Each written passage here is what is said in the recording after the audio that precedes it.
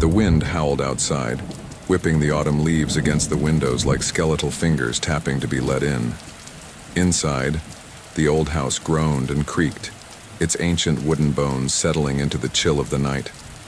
Lisa, alone in her childhood home, curled up in bed with a thick novel, trying to lose herself in a world far removed from the emptiness that now surrounded her. Her parents were away for the weekend, leaving her to guard the house's eerie silence, a task she had taken up with a mix of excitement and unease. The house had always been full of odd noises, shifting floorboards, the faint hum of the old heating system, and the occasional groan from the attic above her room. Lisa had grown up with these sounds. They were part of the house's character. But that night, something felt different.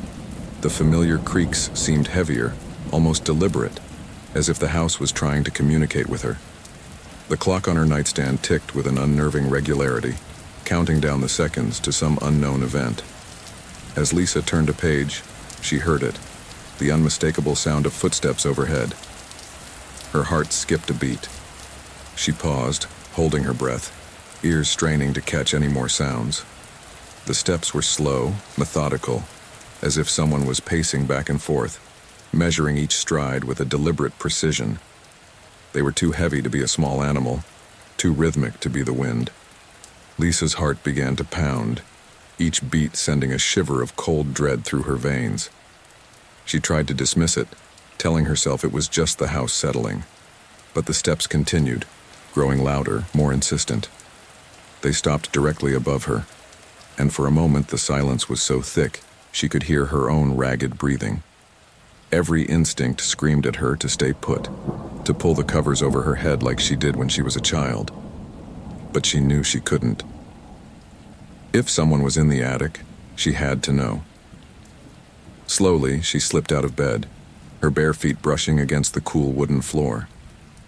She reached for the baseball bat she kept by her bed, a relic of her high school days. Clutching it tightly, she tiptoed towards the door, her hand trembling as it hovered over the knob. The hallway beyond was dark, the only light spilling from the moonlit windows. The house was deathly still, as if holding its breath along with her. Lisa stepped out, the floorboards creaking underfoot, the sound echoing down the hallway like a scream in the night. She stood at the foot of the attic stairs, staring up into the darkness. The narrow wooden steps seemed to spiral endlessly into the shadows above, leading to the one place she had always feared as a child, the attic. It was a place of forgotten things, dusty memories, and lurking shadows. The kind of place where, in the dead of night, monsters could hide. The footsteps started again, directly above her head. Each step sent vibrations through the floor, reverberating through her body. Whoever, or whatever was up there was waiting, pacing, as if taunting her to come closer. Lisa's hand shook as she reached for the pull cord to the attic door. She hesitated, the cord swaying gently in her grasp.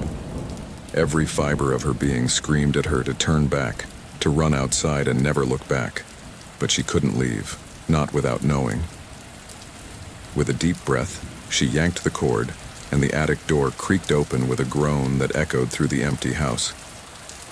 A musty smell wafted down from the darkness above, the scent of old wood, forgotten memories, and something else, something faint, almost metallic, that made her stomach turn. She reached for the light switch on the wall, but the bulb flickered weakly before going out, plunging the stairwell back into darkness. Lisa's breath caught in her throat as she stepped onto the first stair. The wood creaked beneath her weight, each step a protest as she ascended into the unknown. The shadows seemed to press in around her, thickening with each step, until the world beyond the attic felt distant, as if she was walking into another realm entirely. When she reached the top, she stood at the entrance to the attic, peering into the darkness. Her heart thundered in her chest, the sound nearly drowning out the faint rustle coming from within. She tightened her grip on the bat, raising it slightly as she stepped forward. The attic was a cavern of shadows, filled with old furniture draped in dusty sheets, boxes stacked haphazardly, and the faint glint of forgotten trinkets catching the moonlight through a small, dirty window.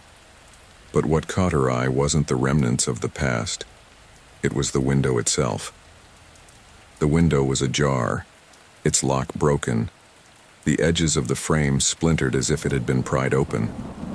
A gust of wind blew through the gap, sending a shiver down her spine as she realized someone had forced their way in. But where were they now? Her eyes scanned the room, searching the corners where the shadows were thickest, where something or someone could be hiding. The rustling noise started again, this time closer, more insistent. It was coming from behind one of the covered furniture pieces in the corner. Lisa's breath came in shallow gasps as she approached the corner, her hands shaking so violently she could barely hold the bat. She reached out, her fingers trembling as they grasped the edge of the sheet. With a swift motion, she yanked it off, revealing nothing. A stack of old newspapers and a few broken picture frames lay in a heap, untouched. But the rustling continued, now seeming to come from all around her, as if the very walls of the attic were alive, breathing in sync with her ragged breaths. Panic seized her as she realized the footsteps had never stopped. They had just grown quieter, closer. She spun around, but the attic was empty, devoid of any intruder. Yet the sense of being watched, of something lurking just out of sight, was overwhelming. Suddenly, a loud crash echoed through the attic as one of the boxes toppled over, spilling its contents across the floor. Lisa screamed, her voice echoing in the confined space. She swung the bat wildly, hitting nothing but air as she backed towards the stairs, desperate to escape the oppressive darkness. As she stumbled down the steps, nearly tripping in her haste, she heard it. A low, guttural whisper, too faint to understand but unmistakably human. It came from the attic, from the darkness that now seemed to pulse with a malevolent life of its own. Lisa didn't stop to listen. She fled down the stairs, slamming the attic door shut behind her and locking it with trembling hands. She ran to the front door, her heart pounding so loudly she thought it would burst. She didn't stop until she was outside, her breath visible in the cold night air. The police arrived within minutes after her frantic call, their lights flashing across the darkened house like beacons of hope. They searched the attic thoroughly, finding no trace of an intruder, only the broken window, the disturbed boxes, and the echoes of Lisa's fear. But as they left, assuring her it was probably just a vagrant who had broken in and fled, Lisa couldn't shake the feeling that something else had been up there. Something unseen, something that had watched her, waited for her, and then slipped away into the night, leaving only the memory of its presence behind. The house was silent again, but it was a silence filled with the weight of the unknown, the terror of what might still be lurking just beyond the edge of perception. Lisa knew she would never forget that night, the night when the shadows came alive, and the unseen visitor left its mark on her soul. It was a cold, quiet evening when Ben found himself alone in the house. The darkness outside pressed against the windows as if trying to seep into the warmth of the living room where he sat, absorbed in a game that flickered and buzzed on the television screen. His parents had left for the weekend, trusting their responsible teenage son to take care of the house. Little did they know that this night would be anything but ordinary. The hours slipped by unnoticed as Ben lost himself in the digital world, the only sound being the clicking of the controller and the occasional hum of the fridge. It was a typical night, until it wasn't. The landline phone rang sharply, slicing through the silence like a knife. Ben frowned. No one used the landline anymore, especially not this late. With a sigh, he paused the game and walked over to the phone, picking it up with a slight annoyance. "Hello?" he said, his voice echoing in the emptiness of the house. But there was no answer, only silence. Heavy, suffocating silence that seemed to stretch on forever. Ben's frown deepened. He repeated his greeting, louder this time, but again, nothing. Just as he was about to hang up, he heard something. A faint sound barely audible over the static. Was it breathing? Ben's heart skipped a beat. He strained to listen, pressing the phone closer to his ear, but the line went dead before he could make out anything more. He hung up, a chill creeping up his spine. He shook his head, dismissing it as a prank call. Kids from school, maybe. Bored and trying to mess with him. Yeah, that had to be it. He returned to his game, but the unease lingered, gnawing at the back of his mind. It was hard to focus now. The screen's glow seemed harsher, the shadows in the room darker, more oppressive. Then, the phone rang again. Ben jumped, his nerves already on edge. He didn't want to answer it, but something compelled him to. The shrill ringing was unbearable, a relentless demand for his attention. With a reluctant sigh, he picked up the receiver. "Hello?" he asked, his voice shaky. This time, there was no mistaking it. Someone was breathing on the other end. Slow, deliberate breaths, each one sending a jolt of terror through Ben's body. He couldn't speak, couldn't move, frozen in place as the sound seemed to wrap around him like icy tendrils. And then, just as suddenly as it started, the breathing stopped. The line went dead. Ben stood there, gripping the phone so tightly his knuckles turned white. Fear began to blossom in his chest, spreading like a dark stain. He quickly unplugged the phone, his hands trembling. He told himself it was just a joke, that someone was trying to scare him. But deep down, he felt something far more sinister. He returned to the couch, trying to shake off the unease. The silence in the house was now unbearable, pressing in on him from all sides. He turned up the volume on the TV, desperate to drown out the oppressive quiet, but it didn't help. Every creak of the house, every rustle of leaves outside made him jump. As the hours dragged on, exhaustion began to take its toll. His eyelids grew heavy, and he decided to call it a night. He turned off the TV, plunging the room into darkness, save for the faint glow of the streetlights filtering through the curtains. He headed upstairs, each step feeling like it took an eternity. The house was eerily silent now, the kind of silence that made you feel like you were being watched. Ben shook his head, trying to rid himself of the irrational fear. There was no one here but him. The phone calls were just a prank, that was all. But as he reached the top of the stairs, his heart lurched in his chest. From his bedroom, he heard it again. The phone was ringing. Ben froze. How was that possible? The phone was unplugged. He had made sure of it. Yet the shrill sound echoed through the house, growing louder, more insistent with each passing second. His breathing quickened, panic rising like bile in his throat. He didn't want to go into the room, but his legs moved on their own, drawn toward the sound. The door to his bedroom was slightly ajar, a sliver of darkness peeking through. He pushed it open, the creak of the hinges almost deafening in the quiet house. The phone was on his bedside table, still unplugged, yet ringing persistently. It was impossible. Yet it was happening. Hands trembling, he picked up the receiver, his heart pounding so loudly he could hear it in his ears. He didn't say anything this time, too terrified to speak. He just held the phone to his ear, waiting, dreading what he might hear. For a moment there was nothing, just the same suffocating silence as before. But then, the breathing started again. Slow, deliberate, almost as if the caller knew exactly how to torment him. It was closer now, more distinct, like it was coming from right behind him. Ben spun around, but there was no one there. Just his dark, empty room.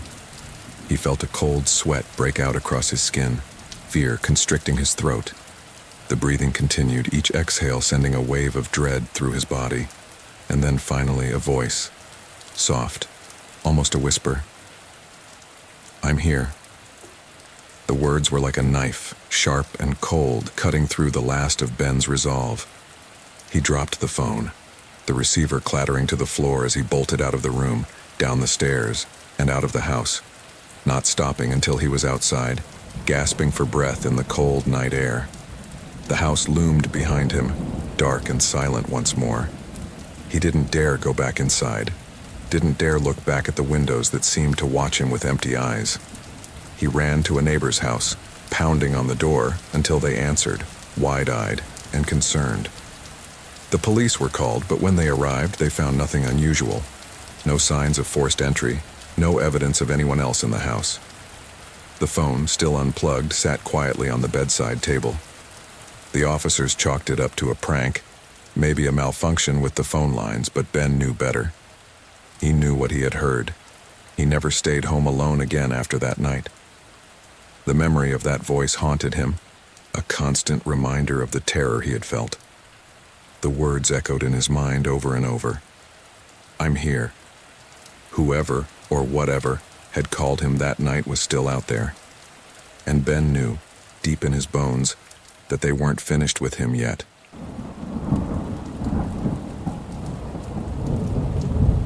The night was thick with a suffocating darkness as Sarah sat alone in the dimly lit living room. The only source of light was the faint glow of the television, casting eerie shadows on the walls as she tried to distract herself from the unsettling silence that enveloped the house. The old house groaned and creaked as if it had a life of its own, whispering secrets that Sarah didn't want to hear. Her husband had left earlier that evening for a business trip, leaving her alone for the first time in this old, creaky house. The night seemed to stretch endlessly, with the wind howling outside and the occasional rustling of leaves tapping against the windows like bony fingers. She tried to shake off the growing sense of unease, telling herself that it was just her imagination playing tricks on her. But deep down, she couldn't shake the feeling that something was terribly wrong. The clock on the wall ticked ominously, each second echoing like a heartbeat through the silent house.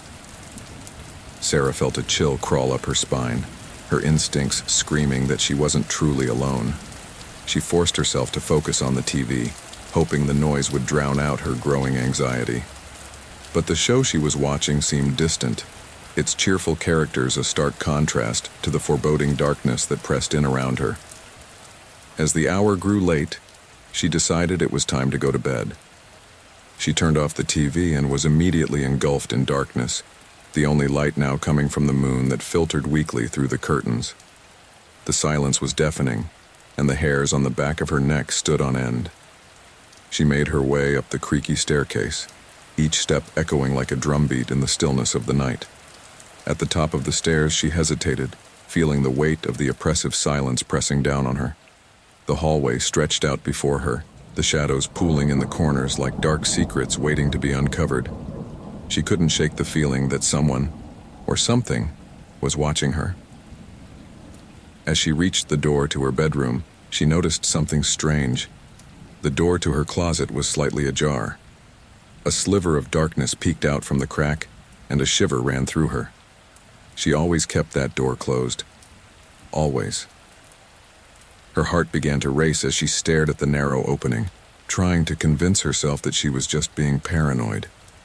But something deep within her, something primal, told her that she shouldn't open that door. Her hand hovered over the closet handle, trembling as she debated whether or not to look inside. A cold sweat broke out on her forehead, and she felt as though the darkness was closing in around her, suffocating her with its weight.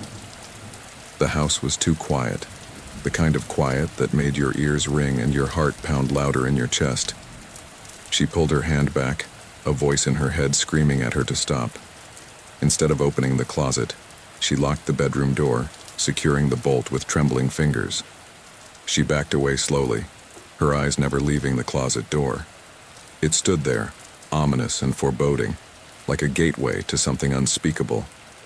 Sarah climbed into bed, pulling the covers up to her chin, her eyes still fixed on that sliver of darkness.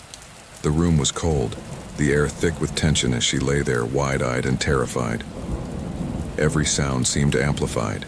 The rustle of the sheets, the creak of the floorboards, the distant howl of the wind.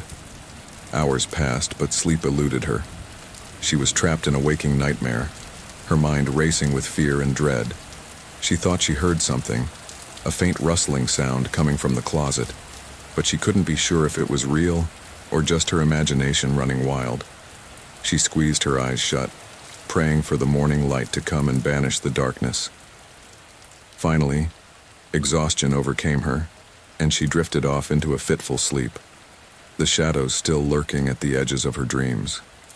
When she awoke the next morning, the sun was shining through the curtains, casting a warm, comforting light across the room.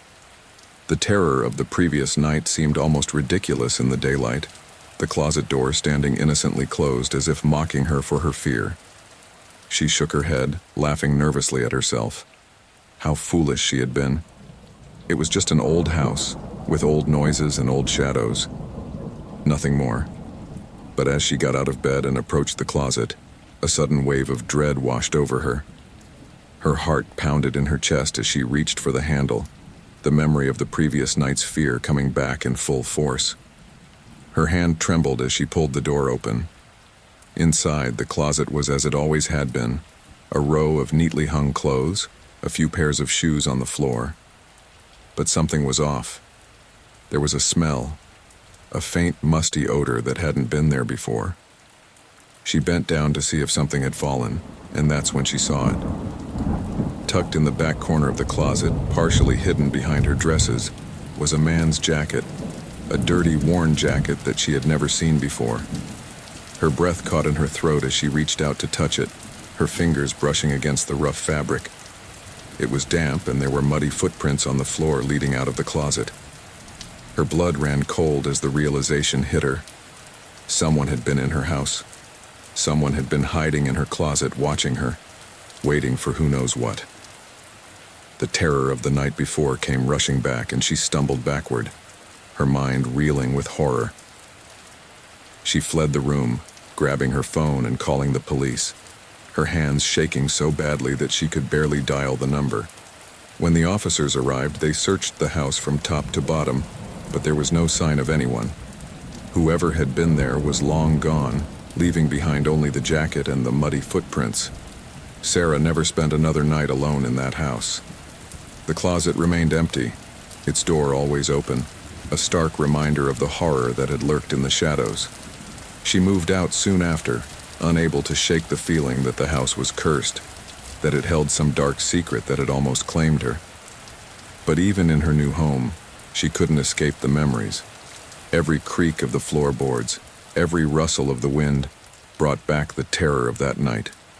And every time she passed a closet, she couldn't help but glance inside, half expecting to see a pair of muddy boots and a jacket, and to feel those unseen eyes watching her once again.